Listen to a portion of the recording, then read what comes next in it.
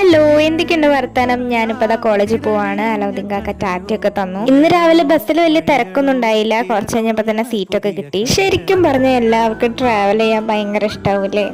പക്ഷെ എനിക്കത് ഭയങ്കര മടുക്കണ ഒരു കാര്യമാണ്. തലവേദനയൊക്കെ ഉണ്ടായിട്ട് എനിക്ക് അങ്ങ് വയ്യാണ്ടാവും. ഇപ്പൊ ഈ കാടൊക്കെ കണ്ടിങ്ങനെ ട്രാവൽ ചെയ്യുന്നത് ഇപ്പൊ ഭയങ്കര ഇഷ്ടമായി തുടങ്ങി. വീണ്ടും ഞങ്ങൾ മൂന്നാൾ തന്നെയാണ് ക്ലാസ്സിൽ ഫസ്റ്റ് എത്തിയത്. രാവിലെ തന്നെ സ്പോർട്സിന്റെ ഒരു ക്ലാസ് ഉണ്ടായിരുന്നു. പക്ഷെ ഞങ്ങൾ ക്ലാസ് മാറിയിരുന്നു.